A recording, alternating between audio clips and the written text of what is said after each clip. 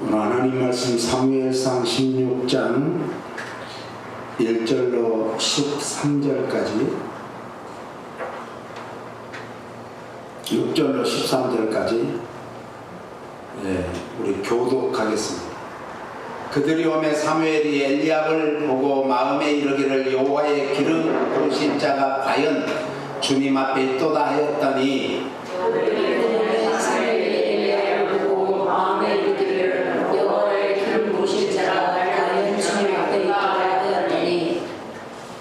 이새가 아비나답을 불러 사무엘 앞을 지나가게 하매 사무엘이 이르되 이도 여호와께서 택하지 아니하셨느니라 하니 이새가 사무엘로 지나가게 하매 사무엘이 이르되 이도 여호와께서 택하지 아니하셨느니라 하니라. 이새가 그의 아들 일곱을 다 사무엘 앞으로 지나가게 하나 사무엘이 이새에게 이르되 여호와께서 이들을 택하지 아니하셨느니라 하고 또 사무엘이 이새에게 이르되 우리의 아들들이 다 여기느냐. 이새가 이르되 아직 막내가 남았는데 그냥 안 시키니이다. 사무엘이 이새에게 이르되 사람을 보내어 그를 데려라. 우리가 여기 있다든지 우리가 식사자리에 앉지 아니하라. 이에 사람을 보내어 그를 데려오매 그의 빛이 붉고 눈이 빼어나고 얼굴이 아름답더라. 여호와께서 이르시되 이가 그니 일어나 기름을 부으라 하시는지라. 사무엘이 기름 부을 병을 가져다가 그의 영예 중에서 그에게 부었더니 그날 이후로 다윗이 여호와의 영예에게 크게 감동되니라. 사무엘이 떠나서 라마로 가니라. 아멘. 사무엘이 이제 드디어 이스라엘의 두 번째 왕인 이제 이새의 아들 중에서 뽑게 되죠. 그런데 이새의 아들이 8명인데 왜 7명만 불렀을까? 이게 이제 의문이잖아요. 아니 아들을 모으라고 하면 다 불러야 되는데 막내 아들을 이제 보통 인간적으로는 막내 아들을 많이 이렇게 예뻐하고 부모가 생각하잖아요. 그런데 기름 부음 받을 자로는 생각하지 않았다는 거죠. 이렇게 해서 참 다윗이 안타깝게도 부모는 인정하지 않았어도 하나님께서는 다윗을 보시고 다윗을 기억하시고 다윗을 생각하시고 다윗을 통해서 이스라엘에 끊어지지 않는 왕권이 끊어지지 않는 복을 허락하신 줄로 믿습니다. 이 놀라운 축복은 다윗의 영성에 있었던 거예요. 다윗의 영성은 어떤 영성일까? 다윗의 지난 시간에는 제가 영성에 대해서 말씀드렸습니다. 영성은 무엇이냐? 베드로서 1장 4절에 보니까 영성이란 신의 성품을 말한다 라고 있습니다. 하나님의 성품, 예수님의 성품, 성령님의 성품이 이제 영성이에요. 그것은 하나님이 우리를 흙으로 사람을 비추시고 아직 살아있는 영이 안 됐을 때 코에 생기를 부어준 것이 영성이다. 영성. 하나님의 영을 불어넣어줬다. 그래서 사람이 뭐가 됐다고요? 생명이 된지라. 살아있는 영이 된 거예요. 그런데 죄로 말미암아 모든 영이 죽어버리고 말았어요. 그래서 의인은 없나니 하나도 없다. 죽게 됐어요. 그래서 하나님께서는 이제 이 영을 회복하기 위해서 예수 그리스도를 통해서만이 영적인 회복이 된다는 것을 보여주고 있습니다. 저는 지난 목요일 우리 김수련 사모님 남편 최경성 목사님의 장례식에 가면서 많은 생각을 해봤습니다. 제가 한국 맹인 선교회 제1회 이제 우리 사모님 기억하실지 모르지만 제1회 이제 선교 대회를 어디서 했는가? 용문산 기도원에서 했어요. 그때 이제 회장이 제 기억으로는 김광한 목사님이라고 그쪽 어디였죠? 용산에 가면은 그 고가다리 그 옆 아래쪽에 있는 그 예능교회가 있었어요.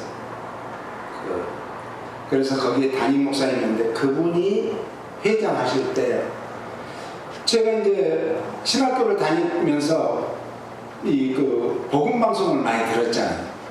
어느 날 복음 방송에서 나오는 거예요. 소리가. 그래서 야, 이번에 제1회 맹인 선교 대회를 하는데 이렇게 우리가 지금 보는 사람이 많이 필요하다는 거예요. 그래서 학교에서 이제 우리 기도하는 이제 친구들한테 얘기해가지고 하니까 6명이가 이제 가기로 했는데 정작 그날은 2명밖에 안 왔어요. 어찌됐든지 그래가지고 안효환 목사님 교회에서 모여가지고 예배드리고 그 위에 그 기억이 잘 안 나요. 남산 도서관인가 뭔가 거기에서 이제 버스를 타고 이제 용문산까지 갑니다. 그런데요, 저는 그때 처음 느꼈어요. 왜 눈이 보지 못하는 분들한테 눈을 볼 수 있는 사람이 많이 필요할까? 가능하면 많이 오라고 좀 호소를 하더라고요. 가보니까 제일 필요한 것이 어딘가, 이 밥 먹으러 갈 때는요 줄로 서가지고 앞사람 이제 이렇게 해서 따라가면 되는데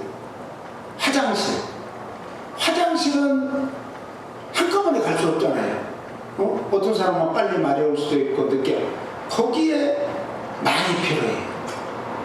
그래서 남자 화장실, 여자 화장실, 여자들은 여자 화장실로, 남자는 남자 화장실로 인도하는데 보통 화장실에 이제 이렇게 갈 때는 5-6명씩 남녀로 해가지고 한 10명 이상이 이 인도를 해야 돼요. 그리고 손이 얼마나 많이 필요한지, 자기 집에서는 유수도 돼가지고 방에서 나와서 왼쪽으로 하면 화장실, 첫 번째 문이 화장실이고, 좀 더 가면은 물 먹는 그것도 있고 다 하는데 여기는 처음 가는 데잖아요. 그러니까 모르는 거예요. 그러니까 일일이 그래서 물 마시고 싶다면 물병을 갖다 주고 다 이렇게 손이 아주 엄청 많이 가는 거예요. 그래서 참 김수경 사모님의 헌신과 희생과 사랑이 얼마나 많았을까, 참 존경스럽고 경외스럽습니다. 교수와 김수경 사모님이 교수를 하는데 거기 제자가 신학교 학생으로 들어왔어요. 그래서 이제 거기서 만나서 40년 동안 목사님이 되고 박사까지 받고 40년 동안 정말 섬기시다가 하나님의 부르심을 받았습니다. 두 아드님이 UCLA를 졸업하고 큰 아드님이 미 해병대 대령인데 어떻게 저 예쁘장한 청년이 해병대 대령까지 됐을까 생각하면서 참 많은 생각을 하게 됐습니다. 우리 사모님 참 고생 많았는데 우리가 박수로 위로하는 마음으로 박수로 응원하겠습니다. 사람은요, 자기 마음에 맞는 사람을 만나면 신바람이 나요. 그래서 새는 같은 깃털끼리 모인다는 서양 속담이 있거든요. 사람이요, 그래서 고향 사람을 만난다든지 외국에 와보니까 한국 사람을 만난다든지 이러면 얼마나 기뻐요. 우리가 이 텍사스 카나다에 지교회를 세우고 우리 차로 이제 우리 그때 이승만 장님도 같이 갔죠. 그리고 차를 이제 우리 교회 버스로 이제 가는데 드디어 이제 카나다에 가서 밴쿠버에서 자고 이제 거기서 새벽 4시에 출발했어요. 왜 그런가?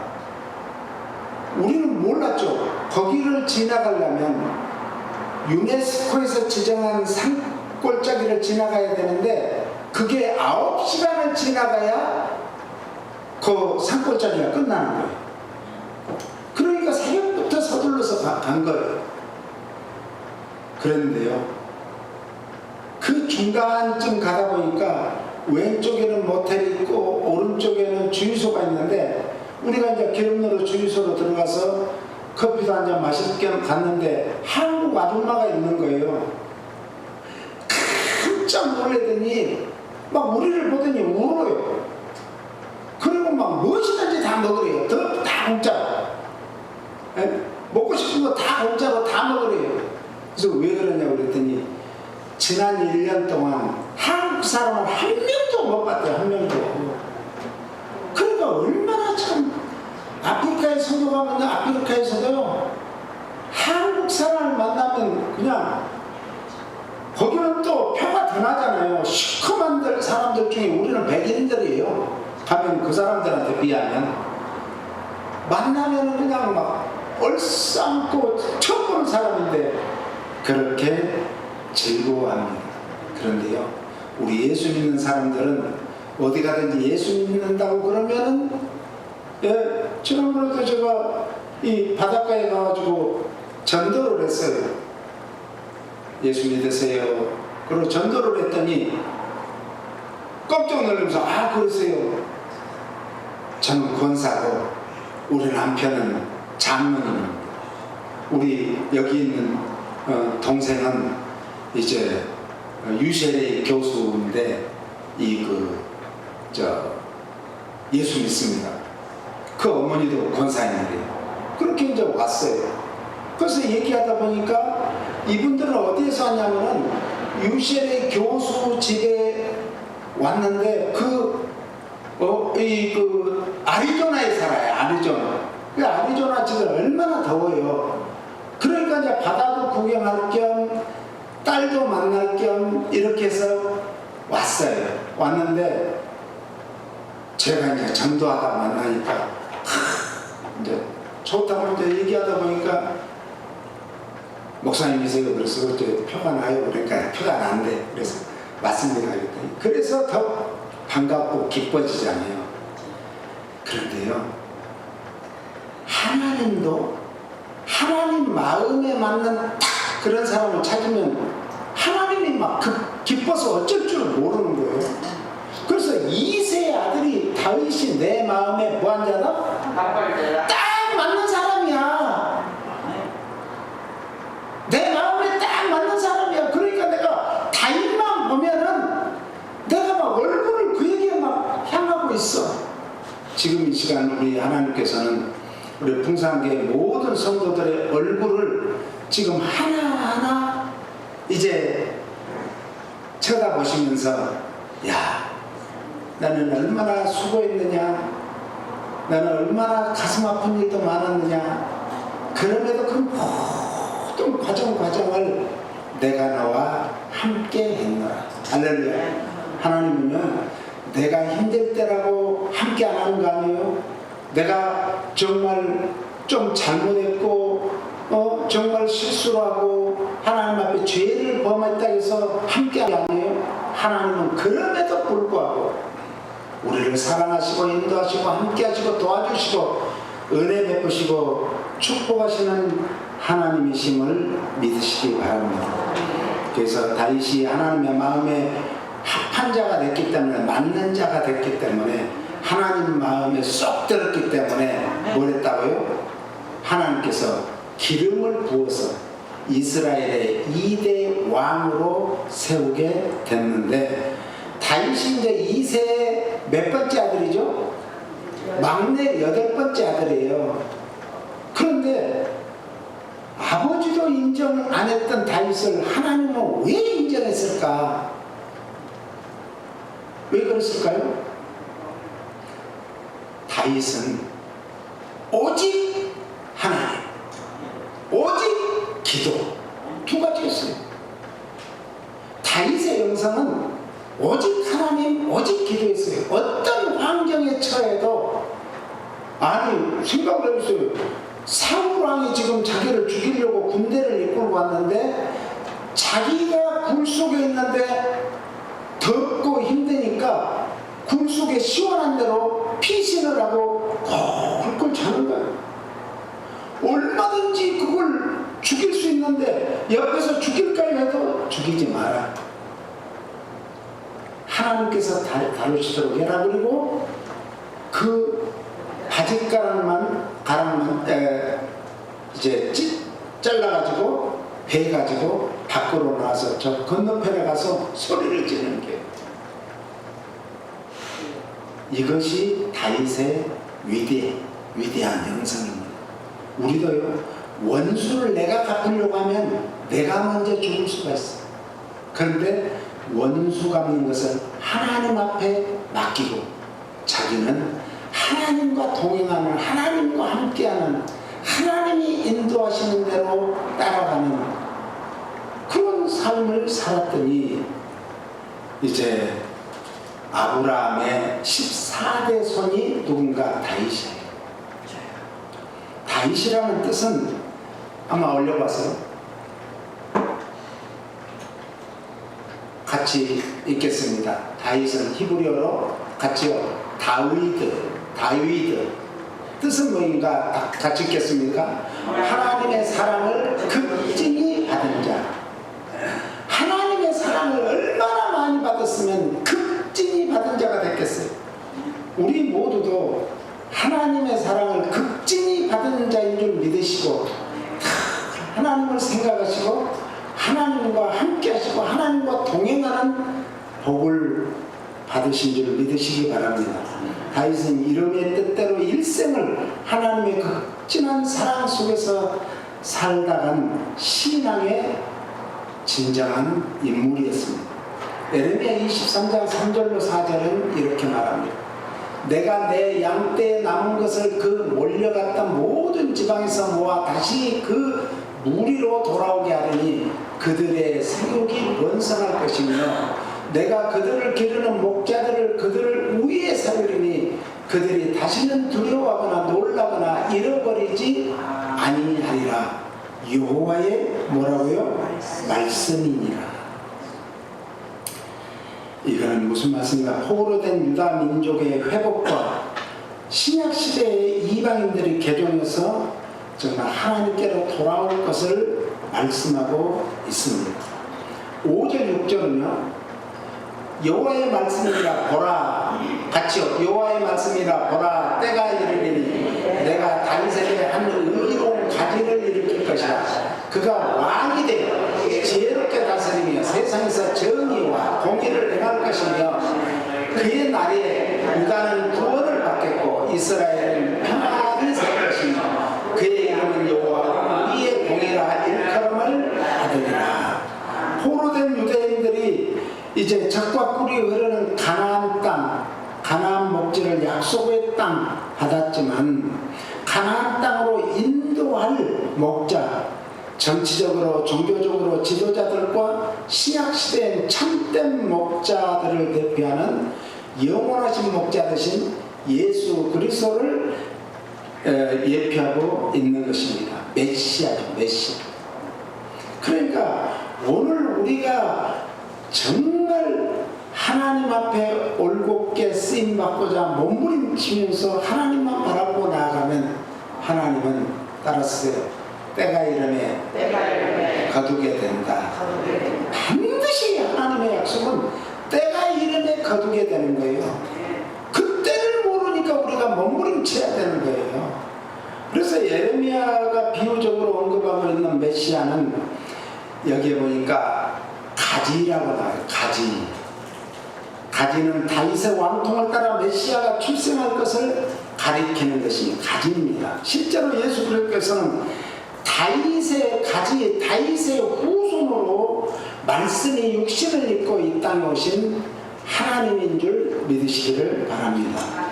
그래서 마태복음 1장 1절에 보면 태초에 말씀이 계시며 이 말씀이 아브라함과 다윗의 자손 예수 그리스도의 계보라, 예수 그리스도의 세계라. 예수 그리스도의 이제 나타남이라.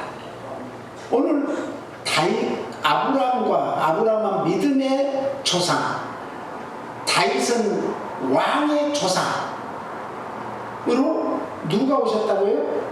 예수 그리스도께서 오신 줄 믿으시기 바랍니다. 그러니까 아브라함과 다윗까지는 14대선, 다윗부터 예수 그리스도까지 14대선 이렇게 되는 거죠.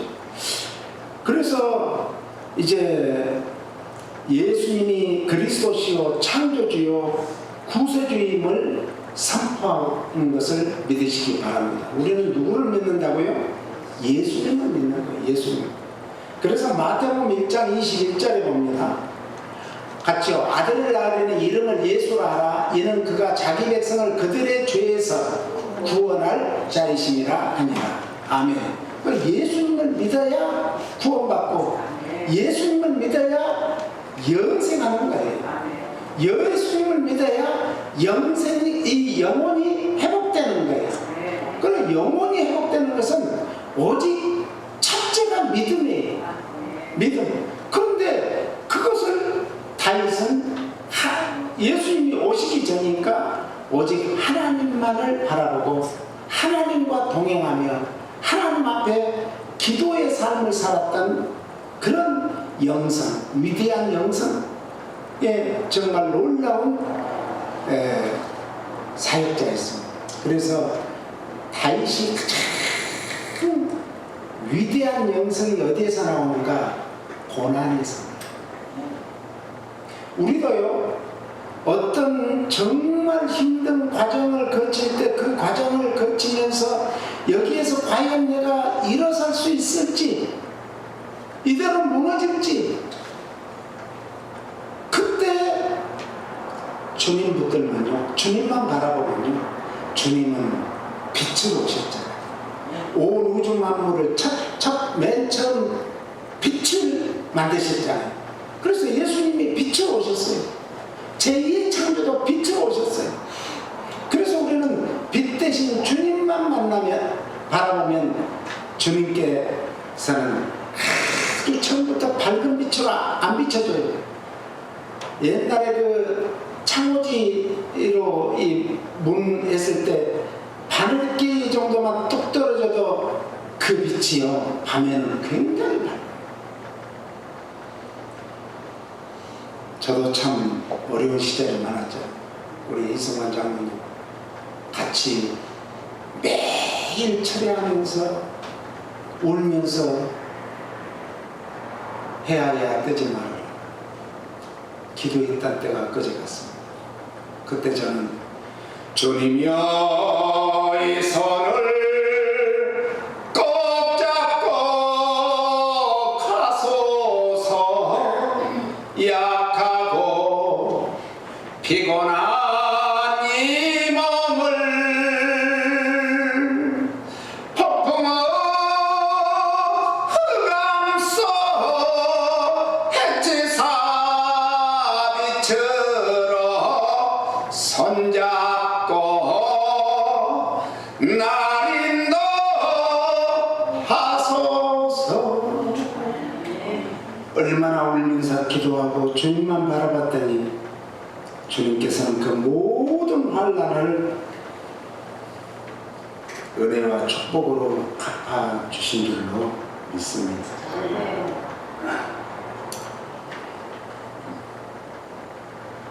다윗은 7명의 형들과 2명의 누이가 있었습니다.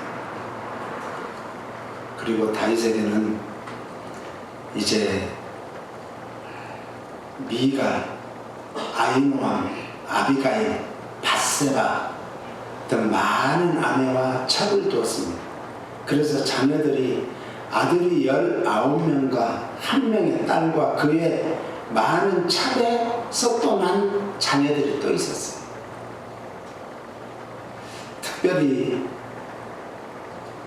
우리아의 아내에게서 우리아인지 밧세바인지 헷갈릴 때가 있죠. 우리아의 아내 밧세바에서 태어난 솔로몬을 제일 아꼈어요. 그러니까 그 솔로몬이 아버지의 그 영성을 이어받게 되는 거예요. 우리 집에서도 지금 요즘에는 2명 많이 나면 3명 낳고 1명 낳고 보면은 영성을 이렇게 이어받는 자녀가 있어요. 아들이라고 이어받는 게 아니에요. 딸이라고 못 이어받는 게 아니에요. 하나님은 아들, 딸 구별하지 않습니다. 똑같은 하나님의 인격적인 우리를 자녀로 보시는 줄 믿으시기 바랍니다. 그렇게 해서 자녀에게 그 영성이 흘러가요.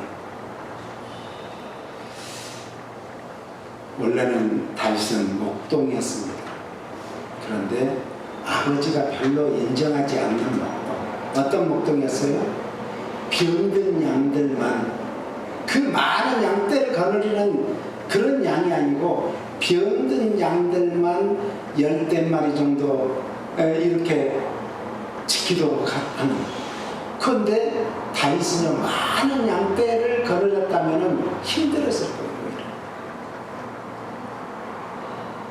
우리 교회가 성도들이 많다 하면 수천 수만 명이 된다 하면 일일이 한 분 한 분을 기억하면서 기도할 수도 없죠. 다윗이 그걸 알기 때문에 그 병든 양들 10마리를 데리고 씨름을 하면서 어느 날 보니까 막 이리가 막 와서 물어뜯을 그걸 가서 물리치고 곰들이 와서 막 찢으려고 하면 그것 막 입을 벌려서 양을 구해내고 그런 모습을 하나님은 보셨어요. 우리 가정에요, 성도들의 가정에서도 조금 모자란 자식, 다른 자식들보다 잘나지 못하고 몸도 약하고 그런 자식을 더 부모는 애착감이 있어요. 애틋함이 있어요. 짠한 마음이 있어요. 마찬가지죠. 그래서 하나님께서 그 모습을 보시고 사울왕 시대의 궁중의 악사와 군대 장관으로 세우게 됩니다. 다윗은 사울의 학정을 피해서 도망할 때 군대의 조직력과 전략적 역량들을 키워나갔습니다. 아, 지금 어디에서 사울왕이 많은 군대와 같이 온다 하더라 소문을 들으면 내가 지금 있는 데서 어디로 피해야 될지 전략을 세우는 거예요. 그리고 그 전략이 과연 여기 와서 우리를 찾을 수 있는가 없는가, 그리고 맞닥뜨렸을 때는 어떻게 도망쳐야 될지 아주 많은 전략을 세우게 됩니다. 우리도요, 세상을 승승장구해서 부모 잘 만나, 나라 잘 만나, 그냥 먹을 거, 입을 거, 공부할 거 걱정 없이 하던 그런 자녀는요, 난관을 만나면 쓰러져요. 넘어져요. 그런데 정말 비바람이 치고 파도가 정말 일렁거리는 그런 상황에서 자라게 되면은 그 자녀들은 어디다 갖다 놔도 살아요. 어디서든지 살게 되어 있어요. 이 이스라엘 백성들을 하나님께서는 왜 그 고센 땅 좋은 곳에서 살게 안 하고 출애굽을 시켰을까요? 그 출애굽도 지금 말만 적과 꿀이 흐르는 땅으로, 약속의 땅으로 데리고 간다 하지만은 과연 그 땅으로 가는 길이 탄탄대로입니까? 아니에요. 사흘길을 갔지만 거기에서 어떻게 됐습니까? 앞에는 홍해가 막혀 있고 뒤에서는 바로의 군대가 정말 어마어마한 포효 소리와 함께 말굽 소리와 함께 그 그 먼지를 휘날리면서 추격을 하고 있어. 그때 이제 백성들은 막 소리 지르고 울면서, 아니 애국에 매장지가 없어, 여기에서 우리를 매장하려고 하느냐 하고 막 소리를 지를 때 모세는 하나님만 바라봤어. 하나님이요, 이 백성을 출애굽시키고 사흘길을 인도하셨는데 지태양난에 빠지고 말았으니, 좌로도 우로도 뒤로도 앞으로도 갈 수 없는 그런 형편이 되고 말았습니다. 어찌할까요? 기도했을 때 하나님께서는 모세야, 네가 가지고 있는 것이 무엇이냐? 지팡이입니다. 그 지팡이로 홍해를 가르치라. 오늘 우리는 사방의 우겨쌈을 당해도 하나님이 우리와 함께 하심을 믿는다면, 하나님을 향하여 고개를 들고 기도하면 하나님께서는 어찌 홍해가 밑에 길이 있을 줄 누가 알겠습니까? 길을 만들어 주신 그 하나님. 그래서 이스라엘에게는 그 홍해가 그들이 구원받는 길이 되고, 애굽의 군대는 거기가 매장지가 되어버리고 말았습니다. 우리의 인생길이 그래요. 민수기라는 것은 백성 민자잖아요. 백성의 숫자를 기록한 책이다.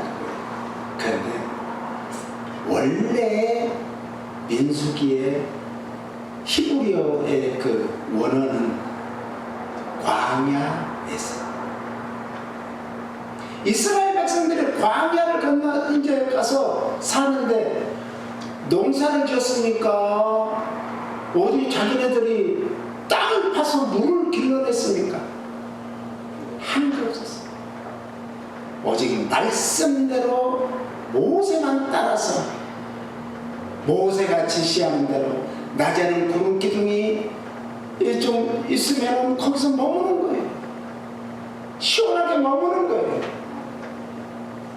밤에는 불 기둥이 따뜻하게 해줬어요. 그런데 그걸 움직이면 모든 짐을 꾸리고 그 불기둥과 구름기둥을 따라서 가야 했어요. 우리 인생이 그렇습니다. 한국에서, 고향에서 살았으면 얼마나 좋아요. 예? 때로는 부러울 때가 많죠. 우리 고향 친구들 지금도 한 20여 명, 30여 명이 살고 있는데 참 부러울 때도 있죠. 그런데 하나님께서는 제가, 우리 이모네 동네가 우리 섬에서 또 떨어진 섬이에요. 연락선을 타고 이제 가는 거예요. 거기 가서 그 산에 올라가가지고 망망대해 태평양을 보면서 손을 들고, 하나님 5대 항육 떼주옵소서 기도했어요. 하나님은 절대로 우리의 기도를 외면하지 않는 줄 믿으시기 바랍니다. 그래서 이제 이런 다윗이 사울의 학장을 피해서 도피 시절에 군대 조직력을 만들었고 전략을 세우는 전략통이 된 거예요. 고난의 때는 하나님만 바라보고 영성을 내면에서부터 찾아야지 외면에서 찾으면 아무 소용없어. 영성을 내면에서. 그래서 다윗은 그 힘든 상황에서도 여호와는 나의 목자시니 내게 부족함이 없다. 왜 부족함이 없어요? 그럼에도 불구하고 그가 나를 푸른 초장으로 맑은 시냇 물가인데 사망의 음침한 골짜기로 달릴지라도 해를 두려 않을 것은 주께서 나와 함께 하시리라. 할렐루야. 오늘도 주님이 우리와 함께 하심을 믿으시기를 예수님 이름으로 축원합니다. 우리의 남은 여생을 함께 하심을 믿으시기를 예수님 이름으로 축원합니다. 이런 고난의 시대에 근동의 국가들과 대등한 위치로 이스라엘을 끌어올렸던 거예요. 이런 고난이 있었기 때문에, 이런 훈련이 있었기 때문에,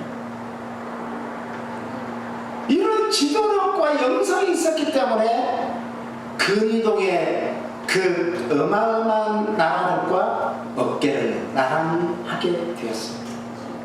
구속사적으로 볼 때에는 하나님께서는 인본주의적 동기에서 세움을 받았지만 사울왕을 폐위하시고 다윗을 통하여 신본주의적 왕국을 세워가는 그런 시기였습니다. 정치적으로는 사사시대의 모습을 아직도 제대로 벗어나지 못한 이스라엘을 당당한 왕정국가의 이제 기틀을 마련하게 되었습니다. 오늘 우리에게도 고난과 엄청난 고통의 시기가 왔다면 이것은 나를 하나님께서 한 단계, 두 단계, 10단계, 100단계 올려줄 기회로 하시고 오직 하나님만 바라보시고 하나님 앞에 기도하시길 바랍니다. 제가 이 팬데믹 지나면서 참 힘들었습니다. 우리 모두가 다 힘들었지만 제가 그때 생각을 했어요. 전에는 생각하지 못했던 거. 우리 어떤 목사님들은 어르신들만 모시고 목회하는 그런 분들도 계셨어요. 그래도 제가 긍휼히 여기고 그런 마음이 없었어요. 그런데 팬데믹이 지나고 보니까 우리 교회도 젊은이들이 다 빠져나가고 그리고 어르신들만 남는 거예요. 그러면서 내가 하나님 앞에 회개했습니다. 그때 그 목사님들을 불쌍히 여기고 긍휼히 여기는 마음이 있었어야 되는데 내 교회가 좀 잘 된다고 아니에요. 우리 예수 믿는 사람들은 나만 잘 되는 것이 우리가 예수 믿는 게 아닙니다. 내가 믿는 그 예수를 복음을 전달하는 거예요. 내가 부자가 되면 그 돈을 가지고 물질을 가지고 복음을 전하고 이웃에게 나눠주고 부모 형제에게 나누는 섬김의 삶을 살아야 되는 거예요. 그래서 리더십 중에서도 저는 최고의 리더십을 서번트 리더십, 종의 리더십, 섬김의 리더십을 말합니다. 왜? 제가 리더십을 이제 휴스턴 신학대학에서 이제 디밍 공부를 할 때 리더십을 배우고 또 리더십에 대해서 논문을 이렇게 쓰게 되는 거죠. 그러면서 생각한 게 나는 리더십이 많지만 나는 그 중에 섬김의 리더십.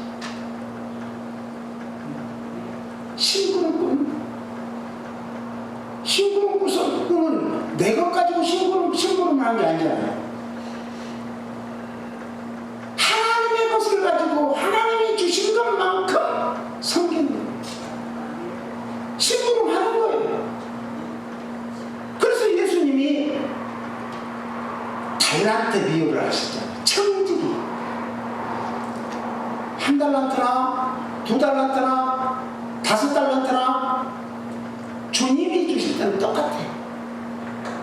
1달란트 갖고 2달란트 남겼든지 2달란트 갖고 4달란트 남겼든지 5달란트 가지고 5달란트 남겼든지 주님은 똑같이 보시는 거예요. 그런데 사람이 비교하는 거예요. 왜 저 교회는 큰데 우리 교회는 조금, 왜 저 사람은 큰 사람이 되고 부자인데 나는 이 모양이야? 우리는 제가 늘 강조하잖아요. 제가 어느 날 은혜를 받고 보니까 비교할 대상이 온 천하를 죽어도 한 사람과 바꾸지 않는데 이런 귀중한 존재예요. 믿습니까?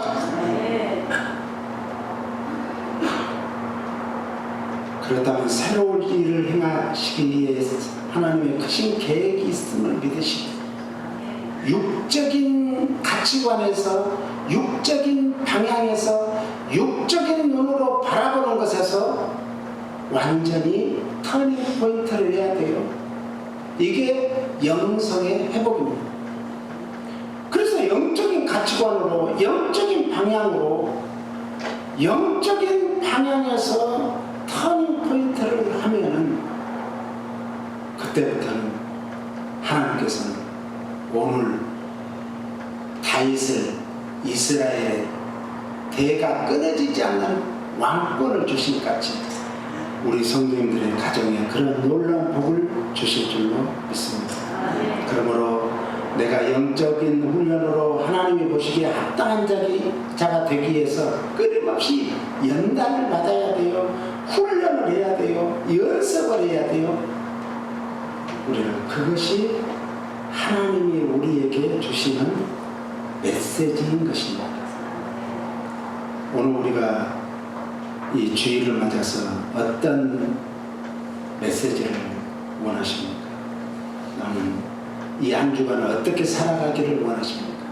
기독교의 핵심은요, 따라서 질서 있는 사랑, 사랑이 있는 질서다. 네. 기독교에서 빼놓을 수 없는 게 질서와 사랑입니다. 그런데 이 질서도 사랑이 있는 질서여야 되니까 결국 사랑, 믿음, 소망, 사랑 이 세 가지는 항상 있을 것인데 그 중에 으뜸은 사랑. 다윗의 행사는 하나님 앞에서 질서를 보여주셨고 하나님의 사랑을 실천하였습니다. 우리 신앙의 핵심이 뭐야 되겠어요? 그러면 하나님 앞에서 질서를 세워야죠. 가정에서도 교회에서도 직장에서도 사회에서도 국가에서도 질서를 세웠어요. 그리고 그 질서를 세우기 위해서 어떤 이해관계에 따지지 말고 예수님의 마음으로 주님이라면 어떻게 하실까?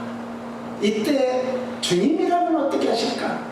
예수님의 마음으로 사랑을 실천해서 이 사랑은 최고의 사랑은 십자가의 사랑입니다.